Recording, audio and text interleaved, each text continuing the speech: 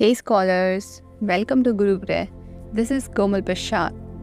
Scholars, आज मैं आपको ऐसे समय से अवगत कराने वाली हूँ जिसे इंडियन एंशिएंट हिस्ट्री का वाटरशेड मोमेंट बोला जाता है।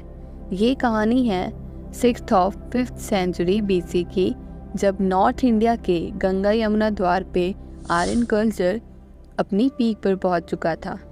इस दौर में कई तरह के रिलीजियस सेक्ट का राइज हुआ। इन रिलीजियस सेक्ट में से जैनिज्म के साथ बुद्धिज़्म ऐसा दूसरा सेक्ट था जो इंडियन सब कॉन्टिनेंट में वाइडली स्प्रेड हो पाया। इंडिया में ही नहीं, बुद्धिज़्म का इन्फ्लुएंस आज आपको पूरे वर्ल्ड में देखने को मिलेगा। कंपैरिजन के तौर पे देखें तो जैनिज्म इंडिया में ही कन्फाइंड होकर रह गया। तो स्कॉलर्स, शुरू करते हैं डिस्कशन बुद्धिज़्म और जैनिज्म के कॉजेस ऑफ ऑरिजिन पे। Causes of origin of Buddhism. Friends, क्योंकि बुद्धिज़्म और जैनिज्म दोनों ही एक समय पर राइज हुए, इसलिए दोनों के ऑरिजिन के कॉजेस भी सेम ही थे। संक्षिप्त में देखें तो लेटर वैदिक कल्चर में वर्ण सिस्टम को रिजिड स्ट्रक्चर और बर्थ पर बेस्ड होना न्यू रिलीजन के राइज होने का एक कारण बना। दूसरा और सबसे मेन कॉज था मिड गैंजेटिक प्लेन्स में wide spread agriculture based economy का राइज होना। तीसरा, कॉइन्स के यूज से ट्रेड और कॉमर्स बढ़ा, जिससे वैश्यास का सोसाइटी में इम्पोर्टेंस बढ़ता गया और वो अपनी सोशल स्टेटस बढ़ाने के लिए न्यू रिलीजियंस की ओर अट्रैक्ट हुए। एंड फाइनली सोसाइटी के कंजर्वेटिव लोग पुरानी लाइफस्टाइल की डिमांड करने लगे। आइए अब हम बात करेंगे बुद्धिज़्म के फाउंडर गौतम बुद्धा के बारे में। गौतम बुद्धा महावीर के कंटेम्प्रेरी थे। उन्हें सिद्धार्था और शक्यमुनि के नाम से भी जाना जाता है। एक ट्रेडिशन के अनुसार उनका बर्थ 567 BC में एक शक्य क्षत्रिय फैमिली में कपिलावस्तु के पास जुम्बिनी में हुआ था, जो कि नेपाल में है।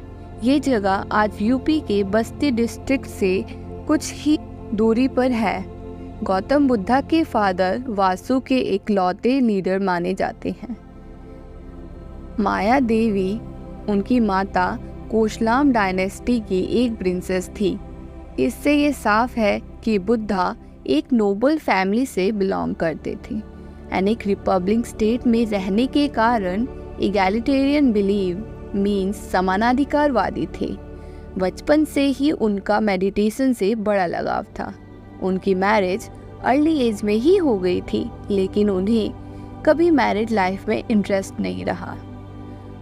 यहाँ पर फोरसाइट्स के फेमस इंसिडेंट का जिक्र आता है। बचपन की एक भविष्यवाणी में कहा गया था कि सिद्धार्था या तो बुद्ध बनेंगे या फिर एक ग्रेट किंग।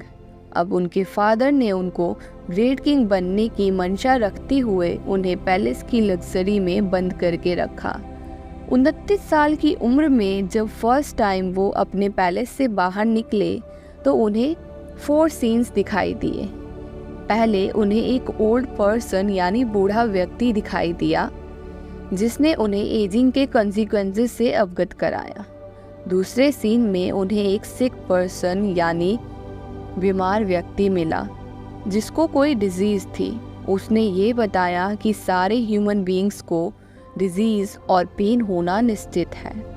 अब थर्ड सीन में उन्हें एक डेड बॉडी दिखी। उनके चैरिटियर ने उन्हें बताया कि डेथ को रोकना नामुमकिन है। चौथा सीन एक एसेटिक यानी तपस्वी का था, जिसने अपने आप को ह्यूमन सफरिंग सर्च करने में डिवोट किया था। इन 4 साइट्स के बाद ही उन्हें ह्यूमन सफरिंग को ख़त्म करने और बर्थ साइकिल से फ्री होने की प्रेरणा मिली। 29 साल की उम्र में ही उन्होंने अपने घर का त्याग कर दिया। समाज के लोगों में फैली मिजरी से वो काफ़ी इन्फ्लुएंस थे और उसका सॉल्यूशन ढूंढना चाहते थे।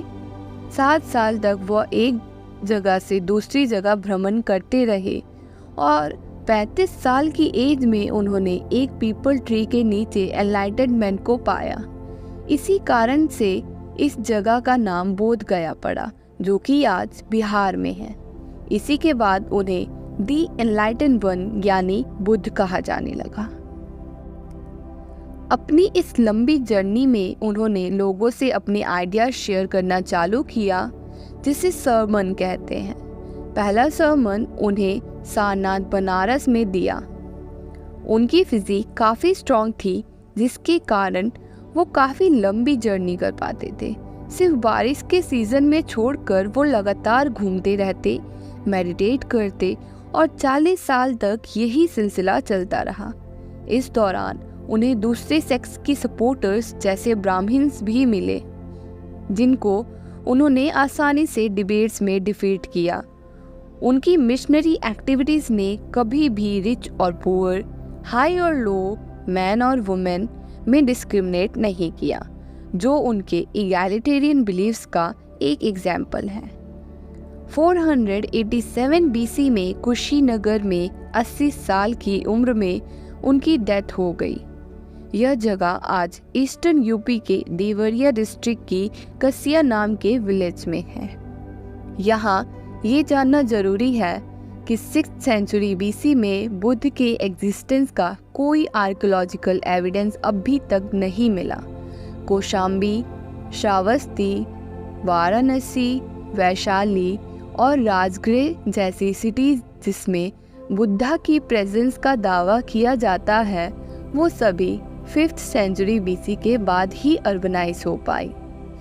स्कॉलर्स आगे बढ़ते हैं और बात करते हैं बुद्धिज्म के डॉक्ट्रिन्स की। Doctrines of Buddhism. Gautam Buddha वास्तव में एक प्रैक्टिकल रिफॉर्मर थे, जिन्होंने उस समय की सोसाइटी की रियलिटी को एक्सेप्ट किया और उनके अगेंस्ट लड़ाई लड़ी। उन्होंने खुद को समाज की सामान्य समस्याओं से जोड़ा। जो लोग डेली लाइफ में सफ़र कर रहे थे, उनका मानना था कि वर्ल्ड सॉरो यानी शोक से भरा हुआ है और लोगों की सफरिंग का मेन कारण उनके डिज़ायर्स हैं। यदि इन डिज़ायर्स को कॉन्कर कर लिया जाए, यानी कि इन डिज़ायर्स को जीत लिया जाए, तो इंसान निर्वाणा को पा लेता है, जिसके बाद वो बर्थ और डेथ के साइकिल से फ्री हो जाता है। उनका कहना था कि निर्वाणा कोई प्लेस नहीं है जहाँ पहुँचा जा सके। बुद्धिज़्म में कोई भी सुप्रीम देवी या गॉड को इस्टेब्लिश नहीं किया गया। बुद्धा ने ह्यूमन मिजरी को एलिमिनेट करने के लिए 8-fold पाथ रिकमेंड किया। 3rd सेंचुरी BC के एक टेक्स्ट में इस बात का मेंशन किया गया है। इस 8-fold पाथ में इंक्लूडेड है राइट ऑब्जर्वेशन यानी सम्यक दृष्टि, राइट डिटर्मिनेशन यानी सम्यक संकल्प, राइट स्पीच यानी सम्यक वाणी, राइट एक्शन यानी सम्यक क्रमांक, राइट लाइवलीहुड यानी सम्यक आजीविका, राइट एफर्ट यानी सम्यक व्यायाम, राइट अवेयरनेस यानी सम्यक स्मृति और राइट कंसर्न यानी सम्यक समाधि। बुद्धा के अनुसार यदि मनुष्य इस 8-fold पाथ को फॉलो करेगा, तो वो अपने आप को रिचुअल को फॉलो करने की नेसेसिटी से दूर रख पाएगा और निर्वाणा की ओर अग्रसर हो पाएगा, और ऐसा करने से वो फाइनल डेस्टिनेशन को पाने में सक्सेसफुल हो पाएगा। बुद्धा की सबसे इम्पॉर्टेंट फिलॉसफीज में से एक थी मिडल पाथ। इसके हिसाब से इंसान को लग्जरी और ऑस्टेरिटी यानी तपस्वी जीवन के बीच रहने का उपदेश दिया। दोनों ही चीज़ें एक्सेस में नहीं होनी चाहिए। यही फिलॉसफी बुद्धा को महावीर से अलग बनाती है।